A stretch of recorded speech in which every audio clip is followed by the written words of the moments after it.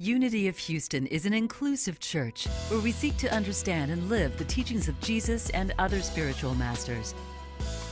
At Unity, we welcome all people from all spiritual paths and every walk of life. We celebrate the diversity of our city and of our world, and we teach love, tolerance, and oneness, seeking to live in harmony with open minds and open hearts. Wherever you are in your spiritual path, you are always welcome at Unity. Join us and discover that the life of your dreams is already within you. It was great having Siobhan and Gary and John Edward create something from their homes a few weeks ago, but it was really amazing seeing your energy together. And trust me, one day you'll be able to be back here in this room, but I know that you could feel the energy of that powerful song. So I notice without having the regular routine of, our weeks and our days, things kind of get a little weird sometimes. And first of all, I want to thank those of you who are not getting any time off or time away from work, are those people who are in essential roles that are continuing to serve our communities. Thank you so much for you. And I hope you are getting some downtime to take care of your soul and your body and get the rest you need. Some of us, though, we're working from home. Our office staff here at Unity, we are coming in now. We've started coming in to broadcast our services live, but we're mostly shut down here.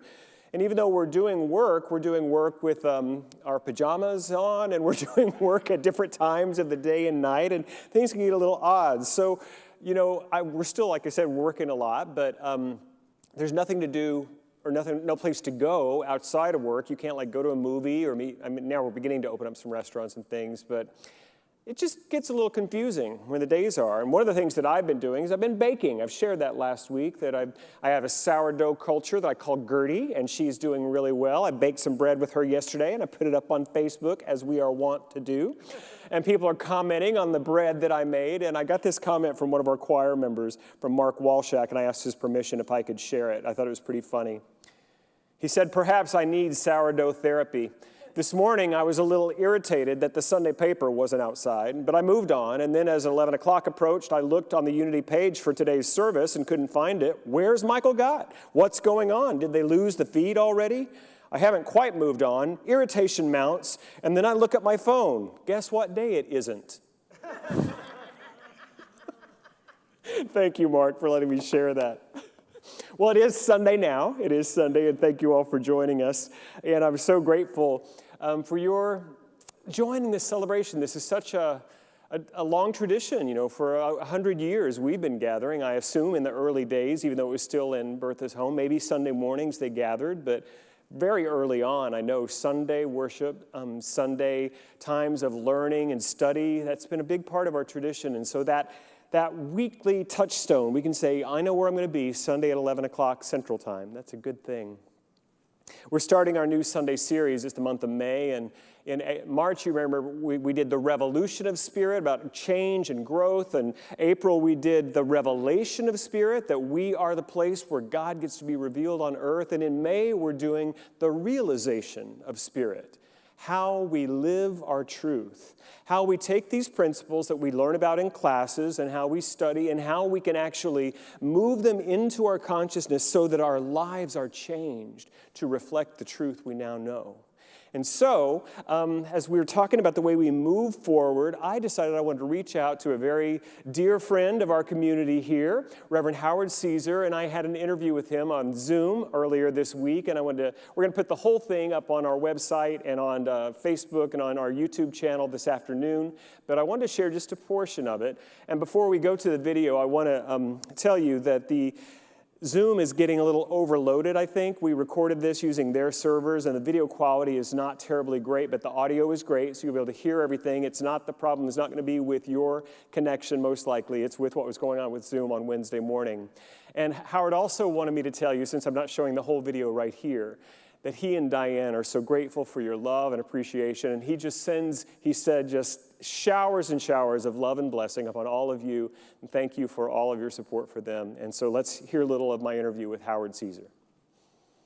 We're launching a new series for May. It's called The Realization of Spirit, how we make God realize, how we take these spiritual teachings and truth and put them into practice and into action and into form in our lives. And this first week, I'm going to be talking about our vocation, but our gift of service, just the ways that we show up. And one of the things that I got to watch you pretty closely for those years that we worked together, Howard, and I noticed that when you were faced with a big decision for yourself, for our organization, I would hear you use the phrase, "I feel guided."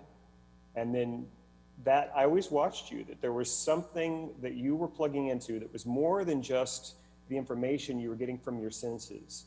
And I think as we're trying to figure out or discern how we are to be in the world and what we are to do, I think that's really important. I wondered if you would share with us what that guidance is for you and how you get in touch with it.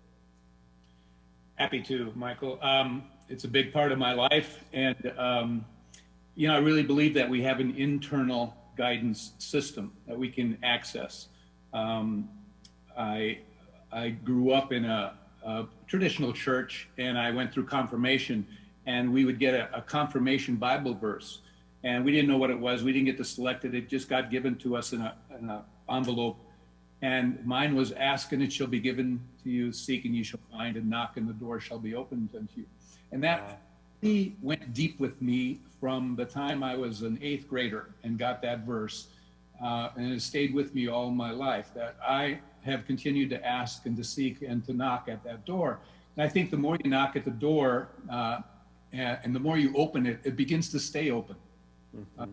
There's familiarity. There's that still small voice, that inner voice of spirit that speaks to us.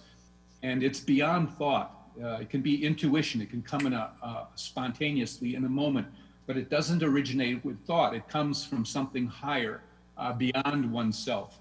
And so it can be an intuition. I really think that the confirmation is within our feeling nature, within our heart intelligence. And so you can know momentarily sometimes that I'm feeling guided to do this, or it's this direction or that direction. But our feelings are our gurus. And if it takes me to a feeling of expansiveness and calmness and just goodness and life-givingness, I know it's from spirit. And then there are other times where I like to have as much time as I can. Yeah. I used to tell the staff, I like to have a lot of options. Yeah, that's right. Each option.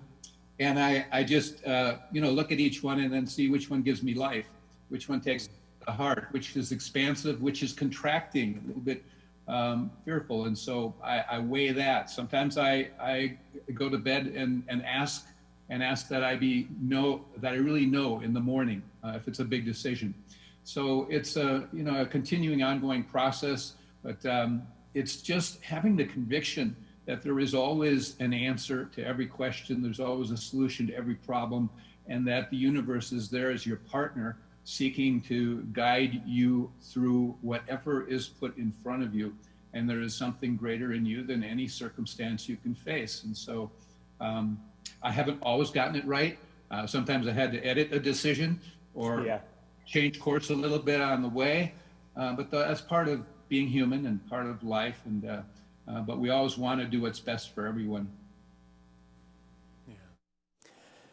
That's great. I hope you will watch the rest of the interview. I apologize for the video quality. That was beyond our control on Wednesday, but just full of wisdom. There were several questions I got to ask Howard, and thank you, Howard Caesar, for taking the time to share your insight with us this morning. So how do we know how to move forward? We all, we hear the idea, God is love. Great. That felt like we can all agree with that. Well, how does that then begin to inform my actions, my choices, the way I live my life in the world? This is the place where we need to have some sort of guidance. The word that I chose for this month's theme is realization, the realization of the Spirit, and it has multiple meanings. There's the idea with the way we usually use it, I just realized. It's coming to an awareness. I realized something, right? That's we use that very mundanely every day. That's what we would use it. There's another version or a definition of the word that has to do with a dream that is now realized, or an idea that has become realized. It's been made real. As I was planning this month's series, that was really the definition I was going on from a metaphysical way, that we actually get to move from an idea into an experience of reality. And then I went to Charles Fillmore. He had something to say about it too, which takes on yet another layer of sort of that first meaning. This is from the Revealing Word. Realization is the deep inner conviction and assurance of the fulfillment of an ideal. It means at-one-ment, completion, perfection, wholeness, repose, resting in God.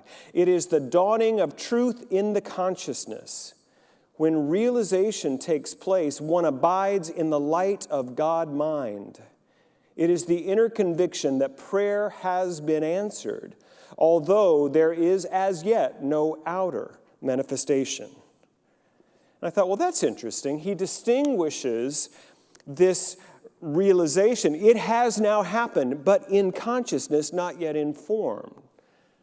And I thought that's exactly what I want to talk about here, because we can work with the level of effect, and we can change the conditions and where things are. But if there's been no consciousness of realization, then it won't last.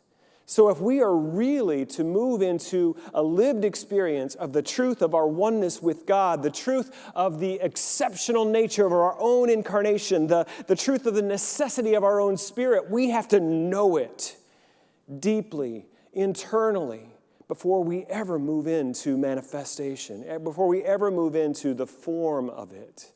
And so I think Charles Fillmore is exactly right. What we want to talk about today is how do we know, not just with the mind, but know at a spiritual level, know with our heart, know in our body that this that I am saying, this that I am feeling is the truth of my experience, the truth of God within me.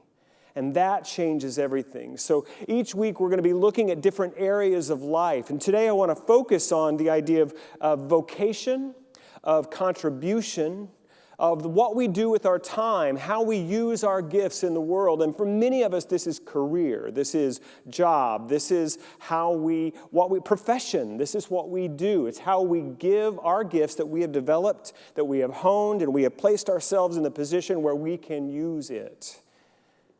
I'm going to use a dirty word, work, 4-letter word. You've heard that, right? It's our work. And if I can, I'd like to reclaim that word. If when I say the word work, you think of obligation, you think of drudgery, you think of burden, I'm going to invite you to let that go in your consciousness. And think of Michelangelo creating the great work of art that is the David. Think of something that an engineer creates to make something work. It works. That's what I'm talking about, where the work of your hands and of your mind, the work of your heart, it contributes to beauty and function. It contributes to everything being expanded and greater. That's what I'm talking about. And I believe that if we can get in touch with who God made us to be, there is work for us to do that will help us all, that will help all of us move into a greater experience of love and freedom, abundance, well-being. And we experience it as well, that we become a part of the whole. Kim King, a wonderful member of this community for many years, she and I did a workshop, I think last August or September. We called it The Spiritual Value of Work. That there is something, that work is spiritual, the spiritual meaning of work, I think it was actually what it was. And Kim, you can correct me there in the comment section if you're watching. And we used as one of our main texts this book by Stephen Copes called The Great Work of Your Life. And he says this: our fantasies about fulfillment often center around dreams of wealth, power, fame, and leisure. In these fantasies, a fulfilling life is one in which we acquire so much freedom and leisure that we no longer have to work and strive. We can relax by our own personally monogrammed swimming pool within the gates of our country club community firmly locked behind us, and there at last find our true happiness and real fulfillment, perhaps contemplating the clear blue sky. The teachings of the Bhagavad Gita, which Copes uses to illustrate the work of Dharma, he says they point to a much greater and more interesting truth. People actually feel happiest and most fulfilled when meeting the challenge of their dharma in the world. And dharma is the path of contribution and fulfillment from the Eastern tradition. When bringing highly concentrated effort to some compelling activity for which they have a true calling. In other words, your life will not be fulfilled and meaningful when you don't have to work. Your life becomes fulfilled and meaningful when the work that you give, whether for pay or not, the contribution that you bring to your spiritual community, to your family, to your city, to your nation, to your world, when the work you bring is right for your heart. It's who you are.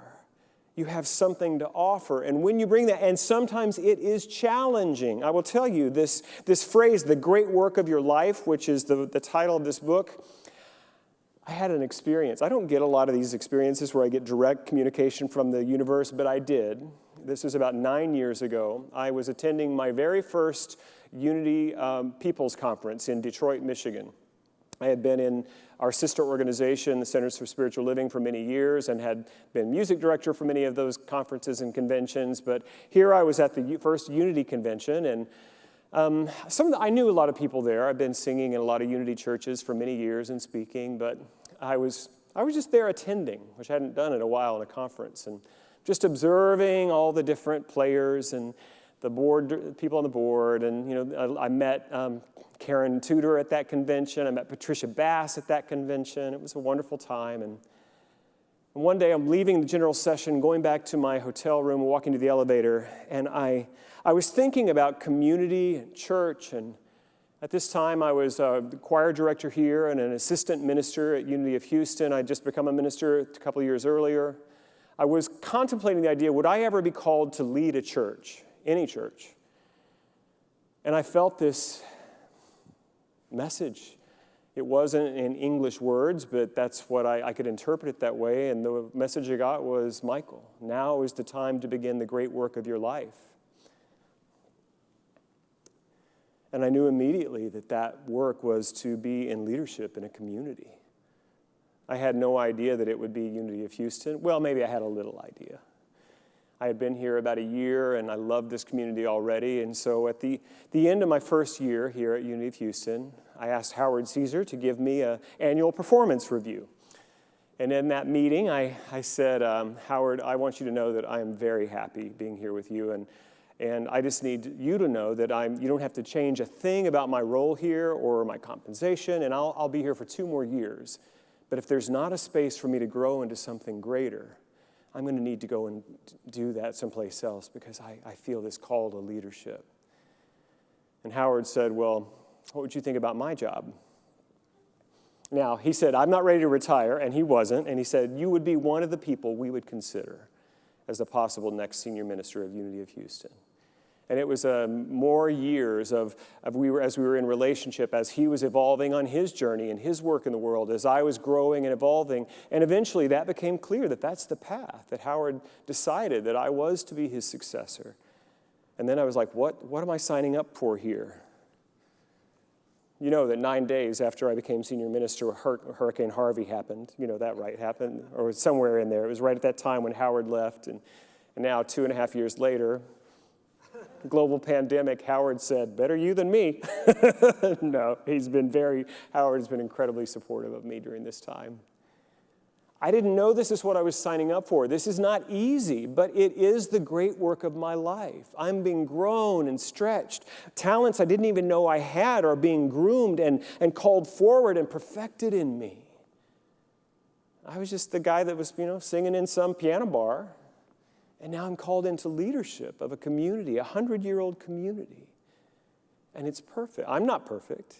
Our church isn't perfect, but the match, my gifts, my willingness to the role is perfect. And God is growing me. And that's the way leadership works. That's the way vocation works. As we become willing, as the song that Siobhan led us in, use me, God. The song that I was singing, whatever Spirit needs of me, I will be. There's a Bible passage I'd like to teach on briefly. It's one of the teaching stories of Jesus. It's not a parable. It's not a miracle story. It comes from both the Gospels of Mark and Luke. And Jesus is teaching his disciples there in the temple in Jerusalem. And he notices they're across from the offering box, and that many of the wealthy people in the community have come in and made a great show of putting their money into the collection. And then a widow comes forward, and she places in Mark it's 2 coins, in Luke it's 1 coin, but the smallest denomination of money that they knew in the Roman system, and put them in the box. And Jesus turns to his students and he says, I tell you truly, what she has given is greater than all of those others, because she has given all that she has. It's an interesting story. I will tell you this, there are a lot of interpretations of it, depending upon how you see the role of religion and social consciousness. There's no doubt when you read those Gospels, particularly the Gospel of Luke, that Jesus is drawing our attention to social inequity in the world that he lived in. There's no doubt about it. Jesus said that, that which you do unto the least of these, my brothers and sisters, you've done unto me. That Jesus was deep in his understanding that we are all in this together and we have to look out for each other. So there is that level that this story is teaching about. I'm going to say more about that at the end of my message. But a new sort of metaphysical, metaphorical understanding of this teaching came to me as I was preparing for today's talk. That what if instead of thinking of her as being impoverished, what if we think of her as instead of being willing to give what she had because she was willing to give what she had? I think about you, Siobhan. When you sing, if you were just to tithe on your talent to us, I would not be satisfied. You give all you have when you sing a song, don't you? When she's in it, she's in the moment, she's giving everything she has to sing that song, giving all she has. I think that's what this story is really teaching us. Well, it's teaching us many things. That's what I'm going to teach you about this story today. Is that your gift does not have to be the flashiest. You don't have to be the most talented. None of that matters. Are you willing to give what you have into service? Give it all you got. That's the point. And if we can say, use it, whatever I have, Spirit, I give it fully and freely, then that's when I think we can move into a place of possibility and growth, really. As we're trying to realize the truth that each of us is here for a purpose, each of us is here to give a gift, but if we're doing it in this cautious 10% mode, that we're never going to grow in that because we're giving in a safe, measured way. But if we step into it like Siobhan does when she sings that song, imagine she's our what's the word, the old metaphysician's term, mental equivalent. You're my mental equivalent for what it looks like if I'm willing to give my gifts and talents in service to the whole. I sing, and I'm a singer, so I get to cheat a little bit on that one. But I give myself that kind of joy, enthusiasm, that sort of freedom of my givingness. That's what we're talking about. And that is where Spirit can use us. That's where the path becomes clearer. Because we're going to want to give in a place that is right for our soul. And if you find that you can't muster that kind of joy in whatever it is that you are doing for your contribution, look around. See if there's another place where you can give with that level of offering. There's a famous story after a concert. Itzhak Perlman was leaving Carnegie Hall, and someone was on the street, and they saw him, and they said, "Maestro, what an amazing performance. I would give my life to play as you play." And Perlman looks at him and said, I did. I did give my life to play as I play. And that's what we're being asked for. The story of the widow's mite is that we give all that we have in service to life, in service to our families, in service to our community. Today was to be our Volunteer Appreciation Sunday here at Unity of Houston. We had a party planned with a DJ and a dance floor and food. Oh my gosh, this is a party. We do it every year, usually around this time in the spring. We were so excited to gather all of the hundreds of people who volunteer in this church. There are hundreds of people who give of their time and service here. And then COVID-19 and coronavirus, then social distancing, so no party today. But we're going to have a party. We are, I promise. We are at the right time when we're able to gather. We're going to celebrate you volunteers. We love you. We could not do what we do without the people who give of their time and service with that zeal and enthusiasm. What I want to share in this last bit, there are two things actually right here. Then I'm going to close down and we have a little bit more music. When we give of sacred service, we may not receive the paycheck, the big fat paycheck, and have the monogrammed swimming pool, but there is a deep fulfillment that comes in giving where our gift is needed. I told you I was going to come back to this idea of the social inequity that Jesus spoke of, and we're seeing it right now in this COVID-19 crisis. We are seeing that this global pandemic is hitting some communities harder than others. That some who are economically disadvantaged, that don't have the same privilege, that aren't able to step into the same sort of services are being, the fatality rates are much higher, particularly among African American communities, and also here, now we're finding in Houston in the Hispanic community. And this is not sitting well with a lot of our people in this community, that which you do unto the least of these, my brothers. And Jesus also says the reverse, that which you did not do to the least of these, you did not do for me. Our community has a long history with what is our role. We know we don't have soup kitchens very often in Unity. We're not about those daily needs as much as we want to inform and educate people into the consciousness of who they are, so that, you know, the old thing, if you teach a man to fish, you feed him forever. That has been our focus. But Jean Marie and I were speaking of it before the service today. But sometimes they need a meal before you teach them to fish. Sometimes we can do both. And about, 8 years ago, some people in this community, some of our greatest volunteers, people who give so much of their time and their energy, they said, we're not doing enough to be of service to our own neighborhood, to our own city. And this group was formed called Unity in the Community.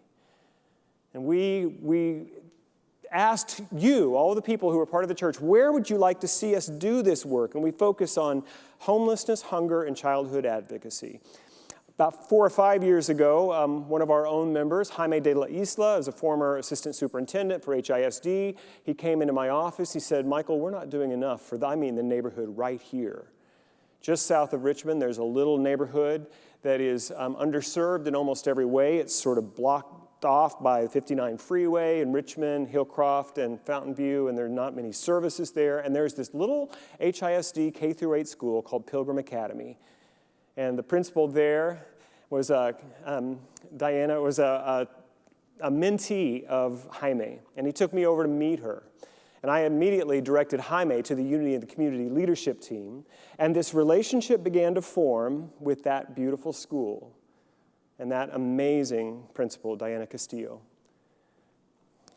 We know that testing has been an issue with coronavirus, and that neighborhood is often overlooked. So I don't want to tell you something that happened yesterday and it's happening today. Our Unity in the Community leadership, really under Dr. Lovell Jones and Jaime de la Isla, have really gone to bat. And they worked with our own board member, Dooney Hebron, and they put together a partnership. And I want to make sure I get all of these people right so that you can know what's happening here. It is the mayor's office, United Memorial Medical Center, where Dooney is the director of government relations and communications. As I mentioned, our own Unity in the Community, and many people on that team are over there working. Pilgrim Academy and HISD. Yesterday, about 250 people were able to be tested. Today, we expect the same. Giving away hundreds of masks. That's giving all you have to serve the world. I'm so proud of this community for the way that people are beginning to serve. That there is an aliveness. And what I want to tell you is that it happened because people are listening and they're sensing, like, what should I be doing? What can we be doing to help to be a part of the solution in our world? Where am I unexpressed in my artistic expression? Where can I? You have to listen, we have to feel, and then be willing to give, to step forward, to give. And you're going to make mistakes. Siobhan did not sing that way the first time she got up in front of a stage of people. I just know it. Maybe she did. I don't know. I didn't. The first time that I got up, I was not that great. But I had the opportunity, and I began to improve. And that's what's going to happen for you too. If you're willing to give yourself into service, whether that be your career, your profession, or your service, you will see yourself grow. You will see yourself get better. You will become more attuned to what God is seeking to do through you. The last thing I want to tell you is that you're going to need to be a part of a story bigger than your own. That's why Unity in the Community is so resonant in our church, because it was just being a part of our own church's story was not big enough. We needed to be a part of something bigger. And now we're partnering with the mayor's office, Houston Independent School District. You see that? We're now part of a bigger story, more weaving, more connection. And some of you are not a part of a spiritual community. And I'm inviting you to be a part of this spiritual community. It's not an ask for anything. It's an invitation for you to receive your good by plugging into a community. Right now, there are not many opportunities to do that other than just watching us online and inviting everybody you know to do the same. Your financial gifts are always important and necessary, and we invite you to support us that way. But really, right now, what I would ask you to do is just get a hold of a bigger vision that's coming to me now. And this time, we haven't had a public service in 7 weeks. Easter Sunday, 41 different nations tuned in to watch our website, our service. 41 different countries. Hundreds and thousands of people are finding us all around the world. You know how you can help with that? By watching and sharing, emailing your friends, letting them know. We are part of something bigger than we've known. Unity of Houston has a bigger story than we have known. And I'm asking you to find what is in your heart. How can you be a part, bringing your gifts, your talents, and give it like Siobhan sings it? If no one has told you today they love you, I love you. God bless you. Thank you for watching this message today. I'd like to invite you to join us in person here on campus at Unity of Houston for Sunday morning or Wednesday evening services. If you can't be with us here on our campus, you can still join us live on Facebook or on our website, unityhouston.org, Sunday mornings at 11 a.m. Central.